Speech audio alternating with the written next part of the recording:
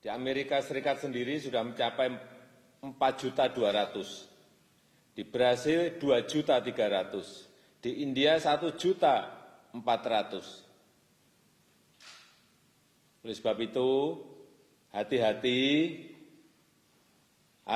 betul, jangan sampai aura krisis itu sudah hilang, semangat menangani krisis ini hilang atau turun. Oleh sebab itu, saya ingin menekankan beberapa hal yang perlu menjadi perhatian dari komite. Yang pertama, komite ini dibentuk untuk mengintegrasikan kebijakan kesehatan dan kebijakan ekonomi agar seimbang antara gas dan remnya.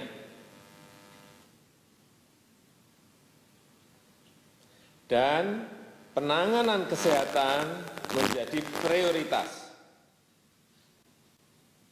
Tidak boleh mengendur sedikit pun. Jadi aura krisis kesehatan ini harus terus digaungkan sampai nanti vaksin tersedia dan bisa digunakan secara efektif. Jadi perlu saya tekankan juga bahwa tidak ada yang namanya pembubaran Satgas COVID-19, enggak ada, baik di pusat maupun di daerah. Semuanya harus tetap bekerja keras. Komite ini adalah sekali lagi mengintegrasikan antara kebijakan ekonomi dan kebijakan kesehatan.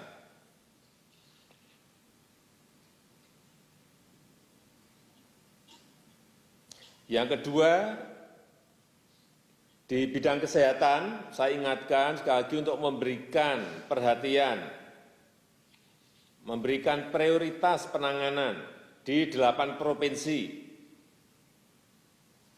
8 provinsi, DKI Jakarta, Jawa Barat, Jawa Tengah, Jawa Timur, Sumatera Utara, Sulawesi Selatan, Kalimantan Selatan, dan Papua.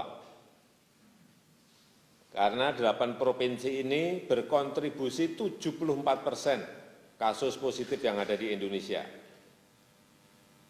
Targetnya saya kira sudah jelas, turunkan angka kematian serendah-rendahnya, tingkatkan angka kesembuhan setinggi-tingginya, dan juga kendalikan laju pertumbuhan kasus-kasus positif baru secepat-cepatnya. 3T, testing, tracing, dan treatment betul-betul harus dilakukan secara masif dan lebih agresif.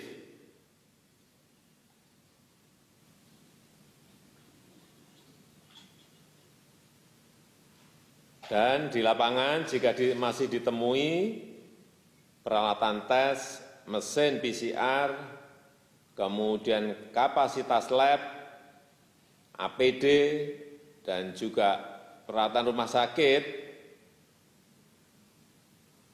yang kekurangan segera selesaikan, segera bereskan. Komunikasi yang efektif dengan rumah sakit, dengan masyarakat, dengan daerah harus dilakukan seefektif mungkin.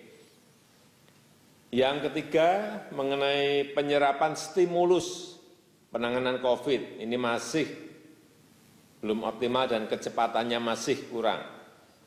Ini perlu data terakhir yang saya terima, tanggal 22 Juli.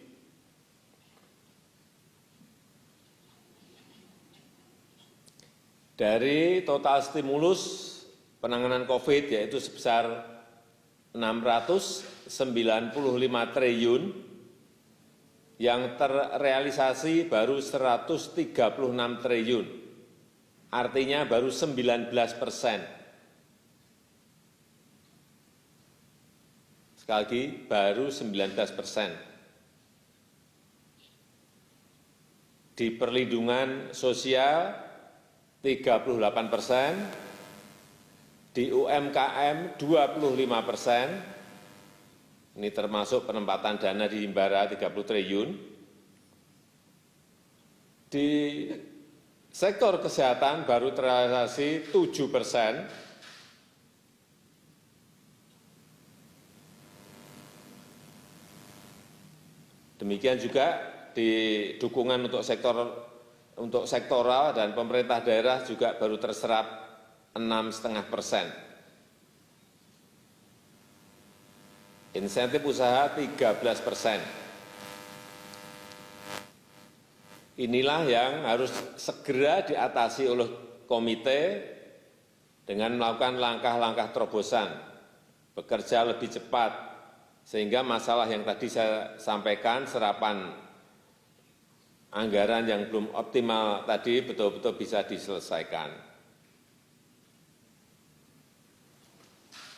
Saya ingatkan, kalau masalahnya ada di regulasi, di administrasi, segera dilihat betul.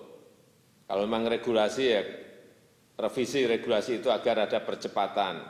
Lakukan shortcut, lakukan perbaikan, dan jangan sampai ada yang namanya ego sektoral, ego daerah. Saya kira penting sekali ini segera diselesaikan sehingga aura dalam menangani krisis ini betul-betul ada betul.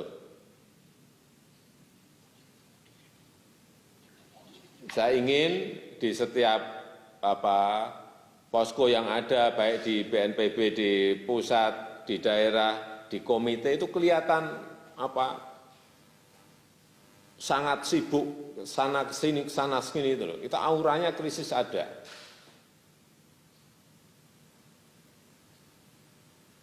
Saya rasa itu yang bisa saya sampaikan. Terima kasih. Bapak Presiden yang kami hormati, kami mohon para peserta ratas kita.